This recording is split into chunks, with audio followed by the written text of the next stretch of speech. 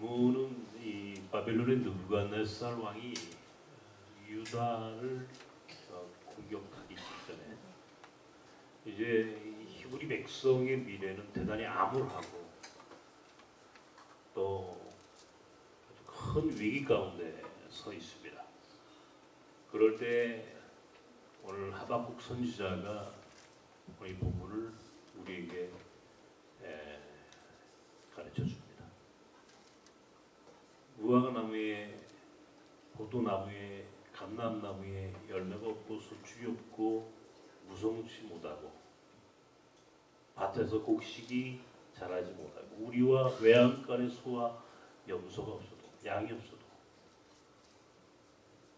오직 여호와로 인하여 즐거워할 것이다. 아무것도 없어도 오히려 더 힘들어질 것이고 또 고통스러워질 것임에도 불구하고 여호와로 인하여 기뻐하며 여호와로 인하여 감사할 것이다. 오늘 이 말씀이 오늘 이 시대를 살아가는 우리에게도 똑같이 적용된다. 그런 생각을 해봅니다. 사실은 늘 그렇지만 우리가 감사의 조건을 찾아 감사하기는 여간 어려운 일이 아닙니다. 사실은 어떻습니까? 여러분 삶에 감사의 조건이 얼마나 많은가 한번 돌아보십시오. 저는 개인적으로 오늘 아침에도 그런 경험을 했습니다. 사실요, 아침에 우리가 보통 한 8시 정도 제가 교회에 와서 또 기도하고 말씀 준비하고 또 아침 8시 반에 우리 목회자들 잠깐 또 모임하고 뭐 이렇게 해요. 이제 아침에 제가 와서 근데 쿵 하는 소리가 나길래 밖에서 저는 어디서 우리와 관계 없는 데서 무슨 일이 일어났나 조금 있었는데 우리 집 사람이 아주 깜짝 놀란 모습으로 와가지고 글쎄 권 목사님이 그러면서 왜 그러냐 그랬더니 말을 못해. 너무 놀래가지고 차가 급발진을 해가지고요. 그냥 이 앞에 있는 꽃밭으로 그냥 올라가 버렸어요. 그래가지고 우리 권 목사님 여기 이렇게 다쳤는데 그 본인한테 미안하지만 너무 감사했어요 저는. 이게 급발진이 남의 일이 아니구나. 뭐 자동차도 좀 고장 나고 화단도 뭐 고장이 나고 우리 권 목사님 뭐 이제 오늘은 지금 이렇게 오늘 예배를 드리고 오늘 시간을 보내지만 아마 오늘 지나 내일쯤 되면 많이 아플 겁니다. 그러나 꿋꿋하게 또 예배에 참여하시고 만약에 이게 우리 몽골학교 아이들이 있을 때 그런 일이 벌어졌더라면 큰일 났겠잖아요. 제가 오늘 아침에 야 하나님이 정말 이게 이 감사가 뭔지를 오늘 우리에게 가르쳐 주셨구나. 제가 한 주간 동안 이 감사절 준비를 하다가 참 많은 생각을 했습니다. 요즘 우리 사회의 모습을 보면서 우리 국가의 모습을 보면서 정말 감사할 수 있을까? 이 감사절에 과연 어떤 설교를 해야 될까? 이런 생각을 한단 말이죠. 제가 몇 주 전에도 그런 이야기를 했습니다. 오늘 우리의 위기가 기회다. 이 위기가 우리에게 기회고 이것이 오늘 우리에게 감사의 조건이다. 역설의 신앙을 얘기했습니다. 역설의 신앙, 패러독스. 이 역설이라고 하는 것이 기독교 신앙에 있어서 굉장히 중요한 가르침인데 우리가 이 감사라고 하는 것이 전형적인 역설의 신앙을 오늘 우리에게 가르쳐 주는 거예요. 감사할 조건을 찾아가는 것. 감사라는 하는 것이 과연 이 세상 사람들이 말하는 감사의 조건과 우리 그리스도인들이 말하는 감사의 조건이 동일한 것인가? 그렇지 않다는 거예요. 오늘 제가 오늘 제목을 소유가 아니라 존재함으로 감사합니다. 이렇게 정했습니다. 소유와 존재, 이게 아주 고전적인 에릭 프롬의 책이 있죠. To be or to have, to have or to be. 소유냐 존재냐라고 하는 유명한 책이 있습니다. 저는 아주 학교 다닐 때 이걸 원서로 읽었는데, 제가 그때 이 책을 보면서 인간에게 두 가지 삶의 양식이 있다고 가르쳐 줬어요. 하나는 소유 양식이고 다른 하나는 존재 양식이다. 소유를 위해 살아가는 사람이 있고 존재함을 위해 살아가는 사람이 있다. 똑같이 감사도 마찬가지다라고 하는 거예요. 과연 우리가 소유가 많아서 내가 가진 것이 충만하고 내가 가진 것이 풍족해서 감사할 것인가? 아니면 내가 소유한 것이 없고 내가 연약하고 부족함에도 감사할 것인가? 과연 오늘 그리스도인들에게 감사의 고백은 어떤 조건 하에 감사할 것인가? 한 주간 동안 정말 감사에 대한 많은 묵상을 해봤습니다. 나는 어떤 내 삶에 어떤 것들이 감사한가? 내 삶에 어떤 것들이 과연 나로 하여금 감사할 수밖에 없도록 고백하게 하는가?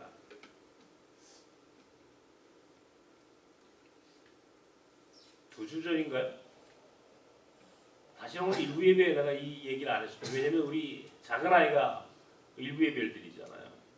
우리 영길이가 일부 예배 찬양을 하고 일부 예배를 드리는데, 그 아이가 내 얘기를 듣고 또 자존심이 상할까봐 일부 예배 때는 얘기를 안 했어요. 근데 이 이야기를 꼭 하고 싶었어요. 왜냐하면 주일날 저녁 때가 됐는데 청년들하고 아마 영화를 보았는지 늦게 오게 됐어요.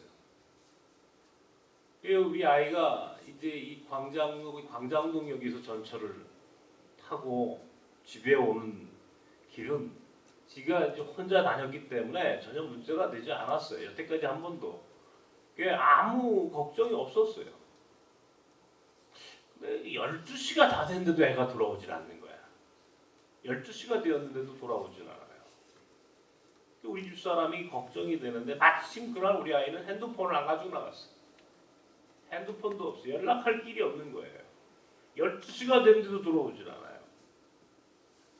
그래서 내가 이제 그 일로 우리 판가지 점수한테 혹시 영길이를 봤냐, 오늘 찬양팀이 모임을 가진 것 같은데 어디서 끝나서 어떻게 헤어졌는가를 좀 찾아봐라 했더니 우리 판가지 점수가 굉장히 센스가 빠른 친구 아니에요.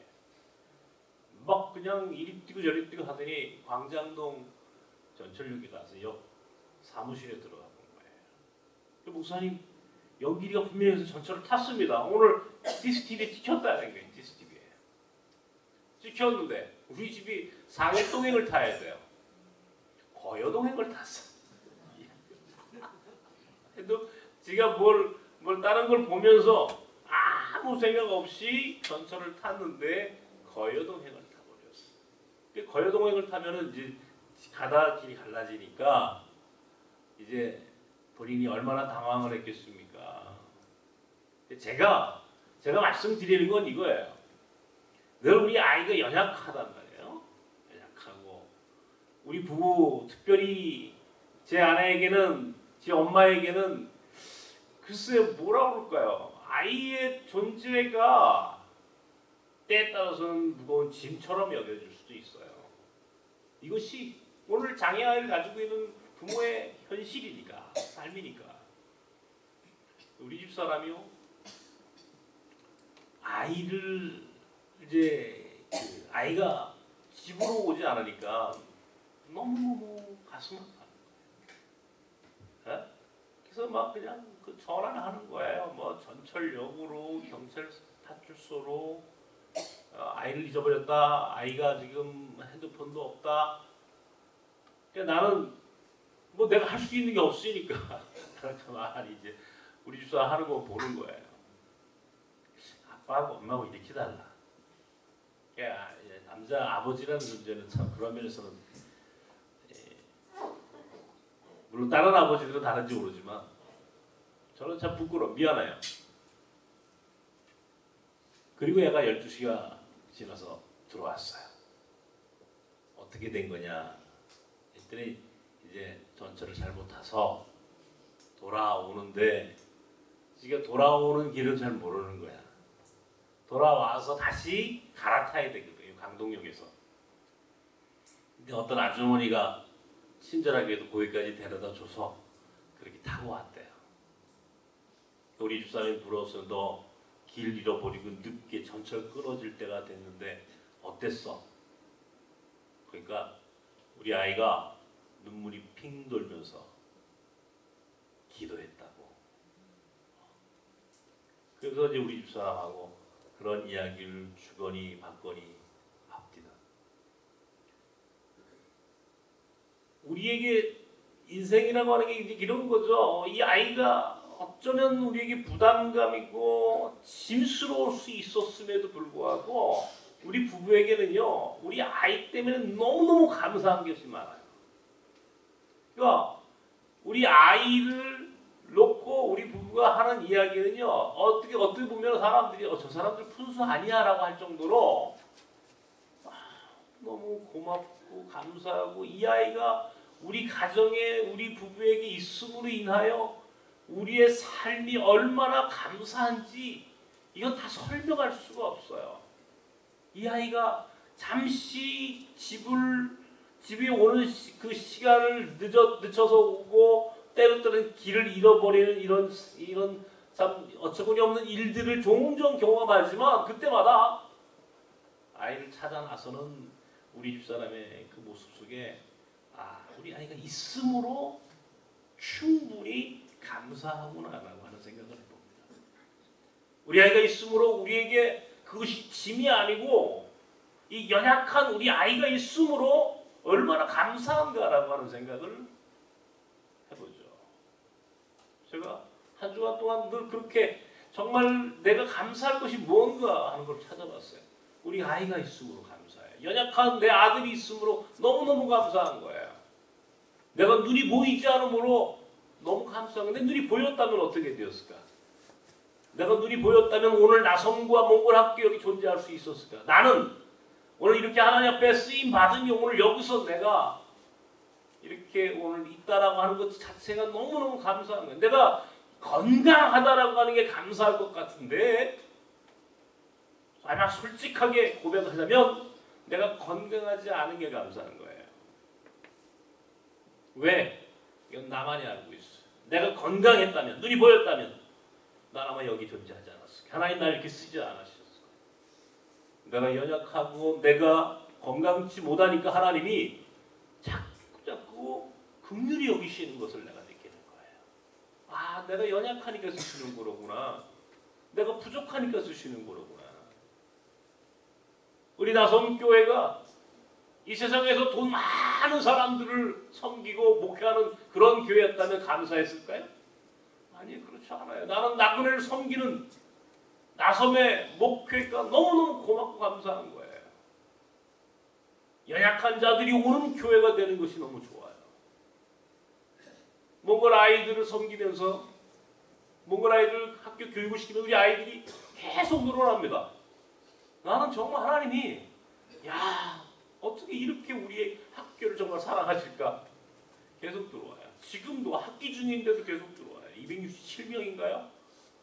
계속 들어와요. 어떤 때는요 아이들이 너무 많으니까 가슴이 무거워져요. 부담감이 생기는 거예요. 아까도 얘기했지만 오늘 아침에 그 급발진 사건이 우리 아이들이 있을 때 일어났다면 어떻게 될 뻔했을까? 생각만 해도 끔찍한 거죠.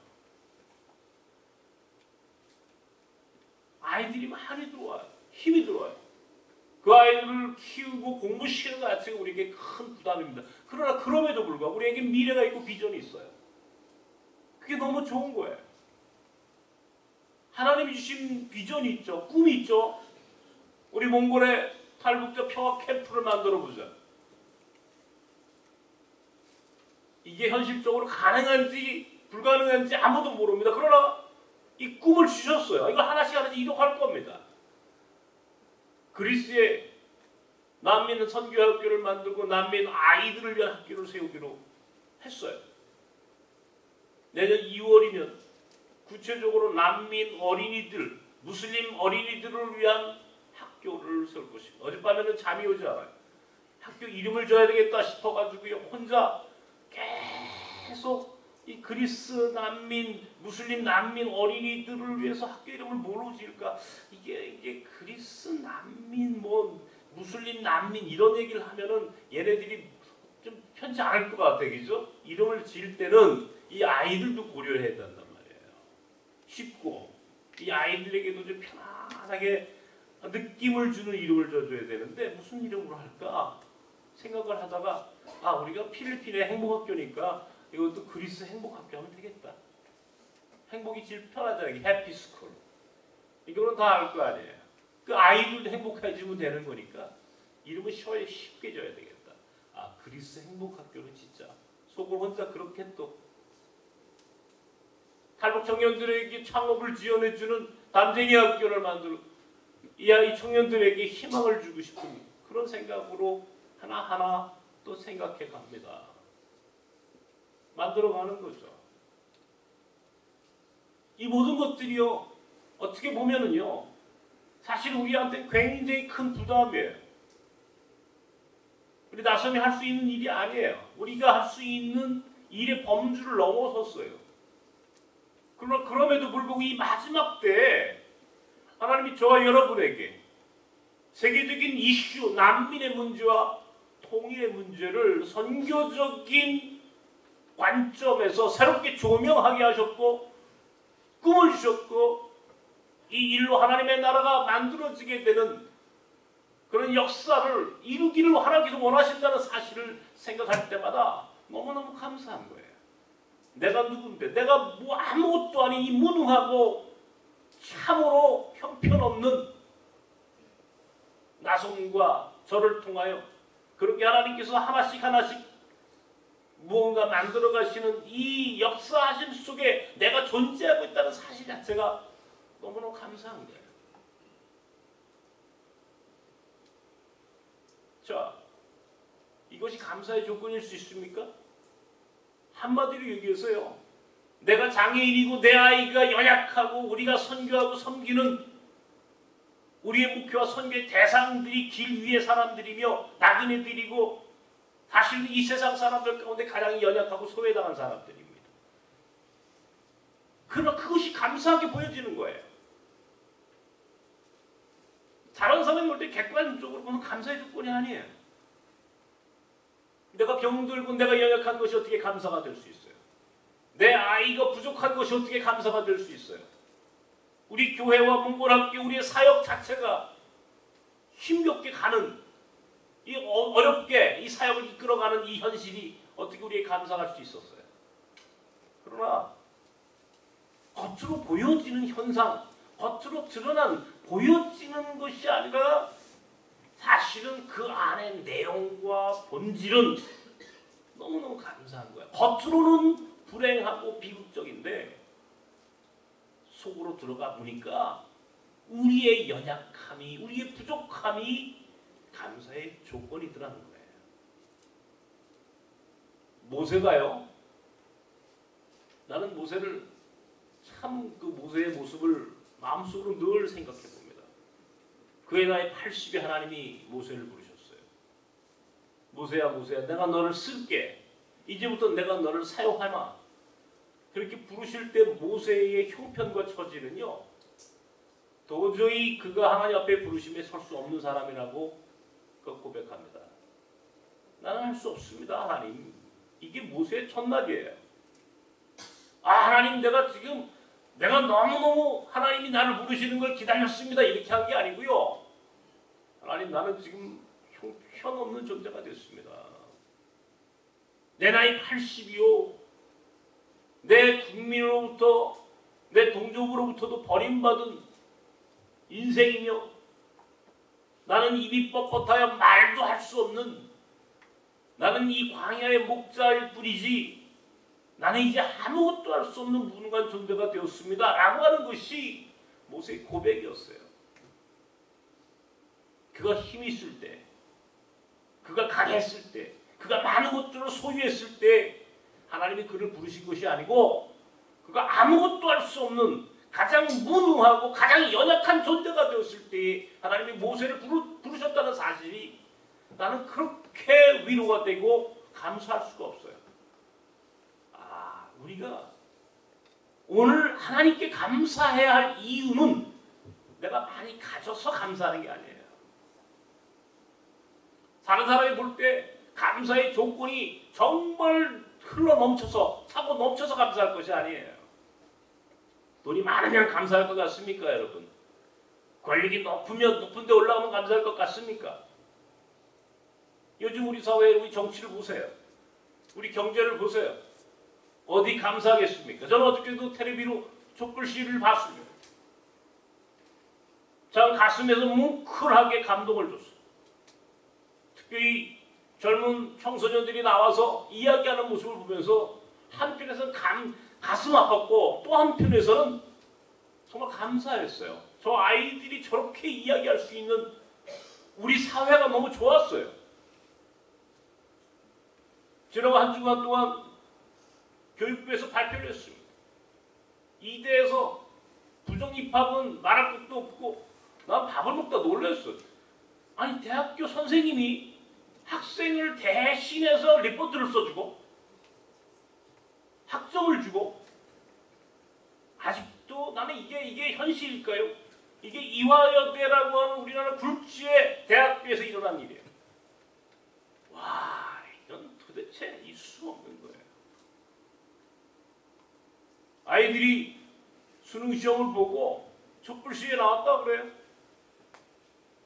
그 아이들이 한결같이 자괴감을 들었고 절망했을 겁니다. 어떻게 이럴 수가 있을까?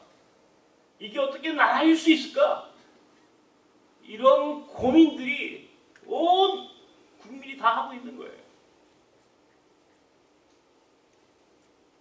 그런데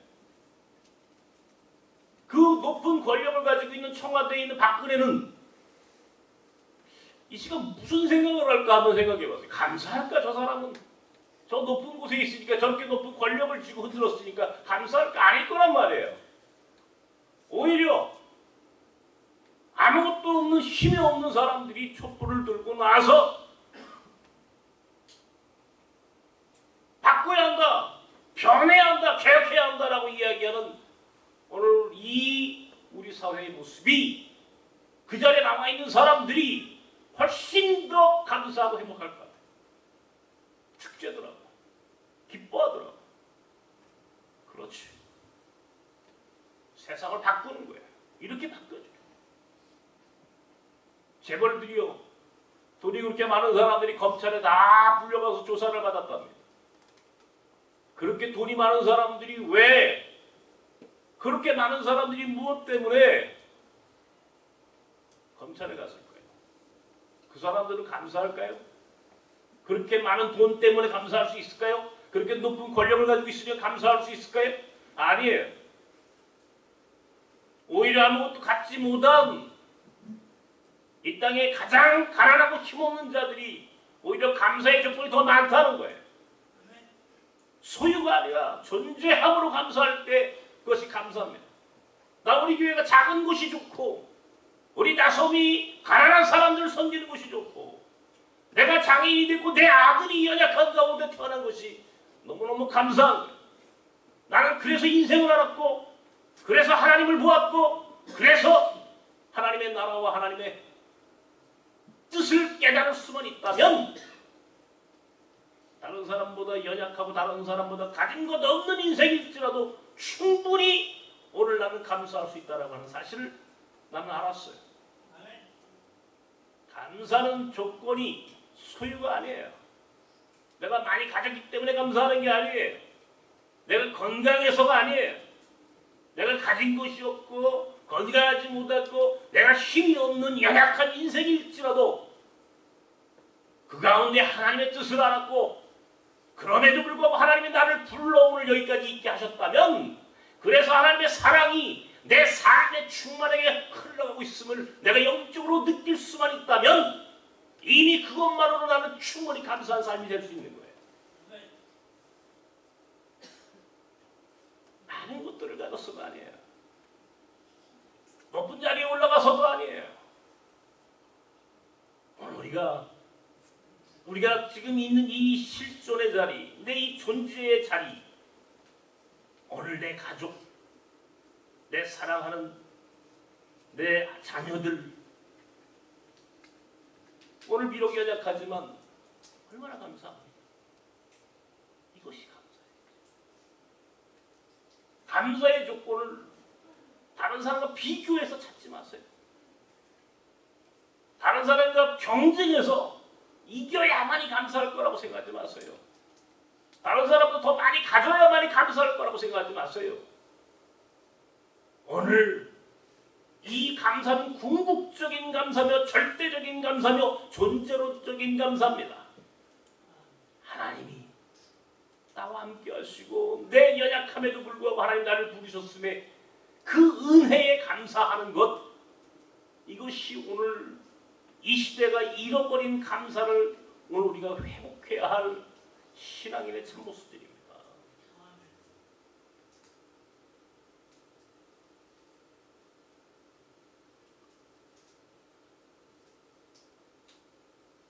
연약한 것도, 부족한 것도, 가난한 것도 이제 우리를 불행하게 하고 우리를 슬프게 할 수 없습니다. 위기가 기회인 것처럼 객관적으로 다른 사회 볼 때 불행해 보이는 것도, 슬픔의 조건도, 고난의 조건도 뒤집어 보면 모두가 감사해요. 그것 때문에 내가 존재하는 거예요. 그 연약함 때문에 내가 오늘 여기 있는 겁니다. 여러분의 삶 속에 오늘 소유와 여러분이 가진 것 때문에 감사한 것이 아니라 오늘 우리 연약함에도 불구하고 우리를 사랑하시는 하나님의 은혜에 감사할 수 있는 궁극적인 절대적인 존재론적인 감사를 고백하는 저와 여러분이 되기를 주님의 이름으로 축원합니다. 하나님, 무엇이 감사의 조건이어야 합니까? 많이 가져야 합니까? 높이 올라가야 합니까? 다른 사람에 비해서 성공해야 합니까? 아닙니다. 내가 연약해도, 내 아들이 부족해도, 우리의 삶이 가난해도, 마치 무화과에 열매가 없고 소출이 없고 밭에 먹을 것이 없을지라도, 우리와 외양간에 소와 양이 없을지라도 오직 여호와로 인하여 즐거워하겠습니다 라고 말하는 하박국 기자의 아름다운 신앙의 고백이 오늘 우리 고백이 되길 원합니다. 우리 사회가, 우리 국가가, 우리의 가정과 우리 공동체가 대단히 어려운 가운데 있으며 절망 가운데 있습니다. 그러나 그럼에도 불구하고 여호와로 인하여 감사할 수 있는 믿음의 사람들, 궁극적인 감사, 절대적인 감사, 존재론적인 감사로 하나님께 영광을 돌릴 수 있는 살아있는 감사를 회복하는 나섬의 성도들이 되게 하여 주시옵소서. 예수님의 이름으로 기도하옵나이다. 아멘.